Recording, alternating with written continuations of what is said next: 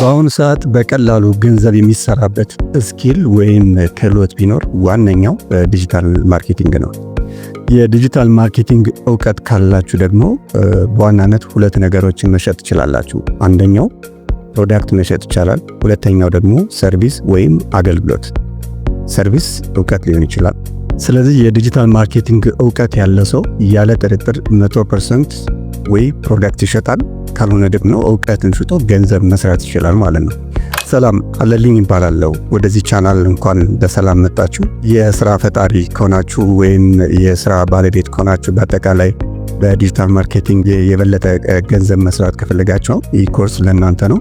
በዚህ የዲጂታል ማርኬቲንግ ኮርስ ዲጂታል ማርኬቲንግ ምንድነው ከሚለው ጀምሮ እስከ አጠቃላይ አድቫንስ የሆኑ የዲጂታል ማርኬቲንግ ኮንሴፕቶችን ትማራላችሁ። ስለዚህ የራሳችሁን ብራንድ ክሬት ማድረግ ከፈለጋችሁና በዲጂታል ማርኬቲንግ ስራችሁን ማስተዋወቅ ከፈለጋችሁና ሃይ ኳሊቲ ኮንቴንት መስራት ከፈለጋችሁ ይህ የዲጂታል ማርኬቲንግ ኮርስ ለእናንተ በጣም ወሳኝ ነው ማለት ነው። በዚህ ኮርስ የሚጠቃለሉ አጠቃላይ 12 ሌሰን ሞር ፎከስ የሚያደርጉበት ኤሪያ ምንድነው የሚለውን አንዴ ሃይላይት ላድርግና ወደ መጀመሪያው ሌሰን እንሄዳለን። የመጀመሪያው የኢንትሮዳክሽን ቱ ዲጂታል ማርኬቲንግ ነው። ዲጂታል ማርኬቲንግ ምንድነው? ፍሮም ዘ ቬሪ ፋውንዴሽን የዲጂታል ማርኬቲንግ ማለት ምን ማለት ነው የሚለውን ኮንሴፕቱን እናያለን ማለት ነው። ቀጥሎ ደግሞ ስለ ማርኬት ሪሰርች እናያለን። ማርኬት ሪሰርች ምንድነው? ደንበኞቻችን እንዴት ማወቅ እንችላለን? የምንሰራበት ኤሪያ ላይ የኛ ተወዳዳሪዎች እነማን ናቸው የሚለው ኮንሴፕት እናያለን ማለት ነው። የራሳችን የኦንላይን ፕሬዘንስ መፍጠር እንችለው እንዴት ነው? የድርጅታችን የግል የብራንዳችን ዌብሳይት እንዴት መገንባት እንችላለን የሚለውን እናያለን ማለት ነው። በአራተኛው ሌሰን ደግሞ ጉግል ማይ ቢዝነስ ወይ ደግሞ ሰርች ኢንጂን ኦፕቲማይዜሽን የሚለውን ኮንሴፕት እናያለን። አምስተኛው ሌሰን ደግሞ ፎከስ የሚያደርግ በሶሻል ሚዲያ እንዴት ኮንቴንት ክሬት ማድረግ እንችላለን፣ እንዴት ቢዝነሳችን ማስታወቅ እንችላለን የሚለውን ደግሞ በተለይ ደግሞ በፌስቡክ፣ ቴሌግራም፣ ዋትስአፕ ላይ ኢንዲቴል የምናይበት ሌሰን ነው ማለት ነው። ሌላኛው ሌሰን ደግሞ የቪዲዮ ኮንቴንት እንዴት መስራት እንችላለን፣ ሃይ ኳሊቲ ቪዲዮ ኮንቴንት እንዴት መስራት እንችላለን የሚል አንድ ሌላ ሌሰን ነው ያለው። ሌላኛው ሌሰን የኮንቴንት ማርኬቲንግ ስትራቴጂ ምንድነው፣ ሃይ ኳሊቲ ኮንቴንት ክሬት በማድረግ ሬቬኑ ጀነሬት ማድረግ እንችላለን የሚለው ከቨር የሚያደርግ ሌሰን ነው ማለት ነው። እንዴት ገቢ ማግኘት እንችላለን የሚለውን የኮንቴንት ማኔጅመንት ስትራቴጂውን እናያለን ማለት ነው። ሌላኛው ሌሰን ደግሞ በተለያየ አጋጣሚ የምናገኛቸው ካስተመሮች አሉ ማለት ነው። እነኚህን ካስተመሮች እንዴት ሃንድል ማድረግ እንችላለን፣ የኛ ካስተመር ወይም የኔ ካስተመር ሆኖ እንዲቀጥሉ የካስተመር ሃንድሊንጉ ምንድነው የሚለውን የምናይበት ሌሰን አለ ማለት ነው። እዛ ላይ ስንደርስ በሰፊው እናያለን ማለት ነው። ሌላው የማርኬቲንግ እና አድቨርታይዚንግ ስትራቴጂ በዋናነት የኢሜል ማርኬቲንግ እና ፔድ አድቨርታይዚንግ ምንድነው የሚለው ሁለት ሌሰኖችን ደግሞ ቀጥሎ እናያለን ማለት ነው። ቢዝነሳችን፣ ብራንዳችን፣ ሰርቪሳችን ጉግል ላይ አድቨርት ማድረግ እንችላለን ማለት ነው። ስለዚህ የጉግል ፔድ አድቨርታይዚንግ ምንድነው የሚለው እናያለን ማለት ነው። የመጨረሻ ሁለት ሌሰኖች ደግሞ ፎከስ የሚያደርጉት በዋናነት ሰርቪስ ወይም የሚሸጠውን ፕሮዳክት በዲጂታል ማርኬቲንግ ኮንሴፕት ዋንስ ቢውልድ ካደረግን በኋላ ሰክሰሳችን ወይ ደግሞ ውጤታችን እንዴት መለካት እንችላለን የሚለው ላይ ፎከስ ያደረጉ ሁለት ሌሰኖች አሉ ማለት ነው። የአናሊቲክስ እና የሜዠርመንት ቶፒኮችን እናያለን። ሰክሰሱ ምን ይመስላል፣ እንዴት እያደገ ነው፣ እንዴት እየሄደ ነው፣ ያለውን ትሬንድ ምን ይመስላል የሚለውን የቢዝነስ ኢንሳይቱን ዲቴል የምናይበት አንድ ሌሰን አለ ማለት ነው። የመጨረሻው ሌሰን በዋናነት ፎከስ የሚያደርገው የአርቲፊሻል ኢንቴሊጀንስ በዲጂታል ማርኬቲንግ እንዴት መጠቀም እንችላለን የሚለው በደንብ ፎከስ አድርገን እንሄድበታለን። አሁን ላይ እንግዲህ ጊዜው የአርቲፊሻል ኢንቴሊጀንስ ነው። የአርቲፊሻል ኢንቴሊጀንስ በዲጂታል ማርኬቲንግ ላይ ያለውን ጥቅም ኢንዲቴል ፕራክቲካል በሆነ መልኩ የቻትጂፒቲ፣ ጄሚናይ እና ሌሎች የአርቲፊሻል ኢንቴሊጀንስ ቴክኖሎጂዎችን በሰፊው ኢንዲቴል እናያቸዋለን ማለት ነው። ስለዚህ ይህን ኮርስ ከመጀመሪያው እስከ መጨረሻው እስከ 12ኛው ሌሰን ድረስ ተረጋግታችሁ ከተማራችሁ በዲጂታል ማርኬቲንግ ገንዘብ ለመስራት ለእናንተ እጅግ በጣም ቀላል ነው የሚሆነው ማለት ነው። ሙሉ ኮርሱን እንድትከታተሉ እጋብዛችኋለሁ። ስለዚህ በተከታታይ ሌሰኖችን ወደ ዩቲዩብ አፕሎድ ሳደርግ እንዲደርሳችሁ ይህን ቻናል ሰብስክራይብ ማድረግ አለባችሁ። በተጨማሪም የደወል ምልክቷን ተጭናችሁ ኦል የሚለውን ከመረጣችሁ ሁልጊዜ ቪዲዮ ፖስት ሳደርግ ኖቲፊኬሽን ይደርሳችኋል ማለት ነው። በዛ መሰረት እየተከታተላችሁ ስቴፕ ባይ ስቴፕ መማር ትችላላችሁ። ስለዚህ ወደ መጀመሪያው ቶፒክ እንገባለን ማለት ነው። ዲጂታል ማርኬቲንግ ምንድን ነው የሚለው እናያለን። ዲጂታል ማርኬቲንግ ማለት በአጭሩ ቢዝነስ ወይም ፕሮዳክት ወይም ሰርቪስ አገልግሎታችን በኢንተርኔት በኩል ፕሮሞት ማድረግ ማለት ነው። ስለዚህ በኢንተርኔት በኩል ስንል በዌብሳይት ሊሆን ይችላል፣ በሞባይል አፕ ሊሆን ይችላል፣ በሶሻል ሚዲያ ሊሆን ይችላል፣ በቪዲዮ ሊሆን ይችላል። በኢንተርኔት በኩል ፕሮሞት ማድረግ ስንችል ይህ ዲጂታል ማርኬቲንግ ይባላል። ከዚህ በፊት እንግዲህ የምናውቀው የማርኬቲንግ አይነት የትራዲሽናል ማርኬቲንግም አለ። ለምሳሌ በሬዲዮ ሊሆን ይችላል፣ በቢልቦርድ ሊሆን ይችላል፣ በቴሌቪዥን ሊሆን ይችላል። ፕሮሞት የምናደርግበት መንገድ እንግዲህ በአንድ ሀገር ውስን ወይ ደግሞ ሊሚትድ የሆነ አፕሮች ነው ማለት ነው። ግን ዲጂታል ማርኬቲንግ በኢንተርኔት በኩል ሲሆን እንግዲህ የምናቀርበው ቢዝነስ ሊሆን ይችላል፣ ፕሮዳክት ወይም ብራንድ ሊሆን ይችላል፣ በመላው ዓለም ተደራሽ የመሆን አቅሙ በጣም ከፍተኛ ነው ማለት ነው። ዲጂታል ማርኬቲንግ ያለው አድቫንቴጅ ምንድነው? ብዙ አይነት አድቫንቴጅ አለው።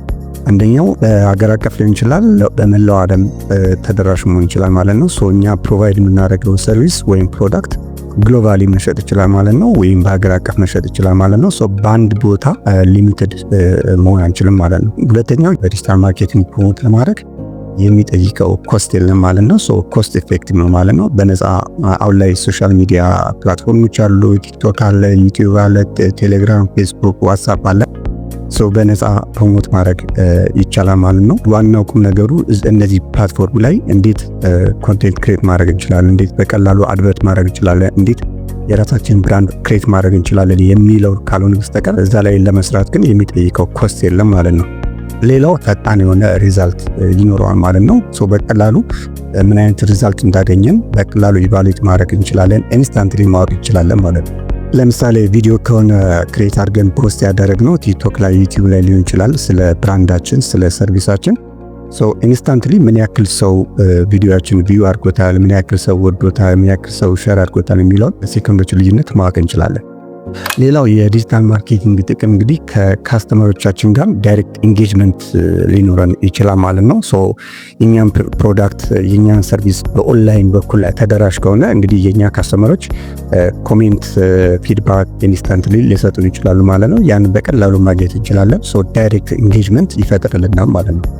ሌላው የዲጂታል ማርኬቲንግ ጥቅም በቀላሉ ኮምፒት ማድረግና የራሳችንን የማርኬት ሼር ማግኘት እንድንችል ያስችለናል ማለት ነው። ዲጂታል ማርኬቲንግ መግቢያችን ላይ እንዳየነው ዲጂታል ማርኬቲንግ ማለት በኢንተርኔት በኩል ፕሮዳክት ወይም ሰርቪስ ፕሮሞት ማድረግ ነው ካልን ኢንተርኔት ላይ ፕሮሞት የምናደርግባቸው የዲጂታል ማርኬቲንግ ቻናሎች እነማን ናቸው የሚለውን እናያለን። በዋናነት የዲጂታል ማርኬቲንግ ቻናሎች በተለያየ ካታጎሪ ይከፈላሉ። የመጀመሪያ ሶሻል ሚዲያ ማርኬቲንግ፣ ለምሳሌ የፌስቡክ አለ፣ ቴሌግራም አለ፣ ኢንስታግራም፣ ቲክቶክ፣ ዩቲዩብ እነዚህ የሶሻል ሚዲያ ማርኬቲንግ ይባላሉ። እነሱ እንዴት መጠቀም እንችላለን፣ ሃይ ኳሊቲ ኮንቴንት እንዴት መስራት እንችላለን የሚለውን በሚቀጥሉት የተለያዩ ሌሰኖች እናያለን ማለት ነው። ሁለተኛው የዲጂታል ማርኬቲንግ ቻናል ሰርች ኢንጂን ማርኬቲንግ የምንለው ነው። ይሄ በዋናነት ፎከስ የሚያደርገው ለድርጅታችን፣ ለብራንዳችን፣ ለሰርቪሳችን የራሳችን ዌብሳይት ቢውልድ አድርገን የሰርች ኢንጂን ኦፕቲማይዜሽን ኮንሴፕቶችን እንዴት አፕላይ ማድረግ እንችላለን በቀላሉ ዌብሳይታችን ጉግል ላይ ሃይ ራንክ ኑሮት ሰርች ሲያደርጉት በቀላሉ የኛን ቢዝነስ እንዴት ማግኘት ይችላሉ የሚለውን የጉግል ራንኪንግ ኮንሴፕቶችን የምናይበት ቻናል ነው ማለት ነው። ሶስተኛው ደግሞ ኮንቴንት ማርኬቲንግ ይባላል። ኮንቴንት ማርኬቲንግ ማለት እንግዲህ በምንጽፋቸው ለምሳሌ ብሎግ ሊሆን ይችላል፣ የፕሮዳክት ሪቪው ሊሆን ይችላል፣ ወይ ቪዲዮ ክሬት ማድረግ ሊሆን ይችላል። እዛ ላይ ክሬት ያደረግነው ኮንቴንት ላይ እንዴት ሪቪው ጀነሬት ማድረግ እንችላለን። ሌላኛው ቻናል የኢሜይል ማርኬቲንግ የምንለው የዲጂታል ማርኬቲንግ ቻናል ነው ማለት ነው። ኢሜይል ማርኬቲንግ ማለት እንግዲህ በጣም ፖቴንሻል ለሆኑ ካስተመሮቻችን ስለ ብራንዳችን፣ ስለ ሰርቪሳችን አፕዴት ዴይሊ ሊሆን ይችላል፣ ዊክሊ ሊሆን ይችላል፣ አፕዴት የምንልክበት በጣም ኦርጋኒክ የሆነ የዲጂታል ማርኬቲንግ ቻናል ነው ማለት ነው። ኢሜይል ማርኬቲንግን እንዴት መጠቀም እንችላለን በሌላ ሌሰን የምናየው ጉዳይ ነው። የመጨረሻው የዲጂታል ማርኬቲንግ ቻናል ፔድ አድቨርታይዚንግ የሚባል ነው ማለት ነው። ፔድ አድቨርታይዚንግ ማለት ቢዝነሳችን፣ ሰርቪሳችን ጉግል ላይ፣ ፌስቡክ ላይ ወይም ሌሎች የሶሻል ሚዲያ ቻናሎች ላይ እንዴት አድቨርት ማድረግ እንችላለን ነው በዋናነት ፎከስ የሚያደርገው። ትንሽ ክፍያ ግን ደግሞ በጣም ታርጌትድ ለሆኑ ካስተመሮቻችን ስለ ሰርቪሳችን ቶሎ የምናደርስበት ሜትድ ነው ማለት ነው። ይህን ደግሞ በሌላ ሌሰን እናየዋለን በዲቴል ማለት ነው። ለምሳሌ ጉግል የተለያዩ ዌብሳይቶችን ቪዚት በምናደርግበት ሰዓት የተለያዩ ቢዝነሶች በፕሮሞሽን መልክ እንደ ፖፕ አፕ ዲስፕሌይ ይሆናሉ። ክሊክ አድርገን ስለዛ ቢዝነስ እንድናቅ የሚያስገድዱ የፕሮሞሽን አይነቶች ናቸው። የኛ ቢዝነስ በዛ መልኩ እንዴት ለሌሎች ለታርጌትድ ለሆኑ ካስተመሮቻችን በቀላሉ እናደርሳለን የሚለው ላይ ነው በዋናነት ፎከስ የሚያደርገው የፔድ አድቨርታይዚንግ ማለት ነው። በዋናነት የጉግል እና ፌስቡክ ላይ ተመራጭ የአድቨርታይዚንግ ሜተድ ነው። በአጠቃላይ የዲጂታል ማርኬቲንግ በአሁኑ ሰዓት በየትኛውም ኤሪያ ላይ ላለ ሰው ዲጂታል ማርኬቲንግ እጅግ በጣም ወሳኝ ነው ማለት ነው። አሁን ላይ የተለያዩ ቢዝነሶችን የተለያዩ ግለሰቦች በተለያየ መንገድ በተለያየ አጋጣሚ እንግዲህ እያየን ነው በቀላሉ ገንዘብ እየሰሩ እንደሆነ። ይህ የዲጂታል ማርኬቲንግ ፓወር ምን ያክል ደረጃ ላይ እንደደረሰ እንግዲህ መገንዘብ እንችላለን ማለት ነው። የሪሞት ስራዎችን ለመስራት በአሁኑ ሰዓት የዲጂታል ማርኬቲንግ ስኪል እጅግ በጣም ወሳኝ ነው። ይህ የዲጂታል ማርኬቲንግ ኮርስ የመጀመሪያው ክፍል ነው ማለት ነው። በአጠቃላይ በ12ቱ ሌሰኖች ምን አይነት ኮንቴንት ሊኖር እንደሚችል እንደ ኢንትሮዳክሽን ያቀረብኩበት ነው ማለት ነው። በእያንዳንዱ ሌሰን ምን አይነት ኮንሴፕቶች እንዳሉና እያንዳንዱ ኮንሴፕት ስቴፕ ባይ ስቴፕ ተከታትላችሁ አዘ ኤንድ በዲጂታል ማርኬቲንግ ጥሩ ፕሮፌሽናል እና የራሳችሁን ብራንድ፣ የራሳችሁን ሰርቪስ፣ የራሳችሁን ፕሮዳክት በቀላሉ ለመስራት አንድ ስቴፕ ወደፊት የሚያስፈነጥራችሁ ነው የሚሆነው ማለት ነው። በሚቀጥለው በሁለተኛው ሌሰን እስክንገናኝ አንድ አሳይመንት ሰጣችኋል። ያን አሳይመንት ተከታተላችሁ ከሰራችሁ ስለ ዲጂታል ማርኬቲንግ ፋውንዴሽን ኮንሴፕት በቀላሉ እየተረዳችሁ እንድትመጡ ያግዛችኋል ማለት ነው። አሳይመንቱ ምንድነው? ሁላችሁም በአካባቢያችሁ ወይ ደግሞ የራሳችሁ ቢዝነስ ወይም ፕሮዳክት ሊሆን ይችላል አይደንቲፋይ ታደርጋላችሁ ማለት ነው። ከዛ ያ ቢዝነስ ወይም ሰርቪስ በየትኛው የዲጂታል ማርኬቲንግ ቻናል ቢታገዝ የበለጠ ብዙ ሽያጭ ሊያገኝ ይችላል የሚለውን ማሰብ ትችላላችሁ። ለምሳሌ ቴሌግራም ሊሆን ይችላል፣ ፌስቡክ ሊሆን ይችላል፣ ዋትስአፕ፣ ቲክቶክ ወይም ዩቲዩብ ሊሆን ይችላል። ከነዚህ ውስጥ የትኛውን ቢጠቀም የበለጠ ውጤታማ ሊሆን ይችላል የሚለውን አስቡና ኮሜንት ሴክሽን ላይ ትጽፉልኛላችሁ። በመጨረሻም የሚቀጥሉትን ተከታታይ ቪዲዮዎች እንዲደርሳችሁ ይህን ቻናል ፎሎ ማድረጋችሁንና የደወል ምልክቷን ተጭናችሁ ኦል የሚለውን መምረጣችሁን እርግጠኛ መሆን አለባችሁ ማለት ነው። ሁልጊዜ የዲጂታል ማርኬቲንግ ተከታታይ ሌሰኖችን ፖስት ሳደርግ ዳይሬክትሊ ኖቲፊኬሽን ሞባይላችሁ ላይ ይደርሳችኋል ማለት ነው። በሚቀጥለው ሌሰን ሰርቪሳችን የኦንላይን ፕሬዘንስ ወይ ደግሞ ኦንላይን እንዴት ፕሬዘንት ማድረግ እንችላለን፣ ዌብሳይት፣ ሶሻል ሚዲያ፣ የተለያዩ ቻናሎችን እንዴት መክፈት እንችላለን የሚለውን ሌሰንቱን እናያለን ማለት ነው። እስከዛው ድረስ ጥያቄ ካላችሁ ኮሜንት ሴክሽን ላይ ጻፉልኝ። መስተካከል ያለበት ነገር ካለ እንደ ኮሜንት ጻፉልኝ፣ አስተካክዬ እመጣለሁ። ለዛሬው አመሰግናለሁ።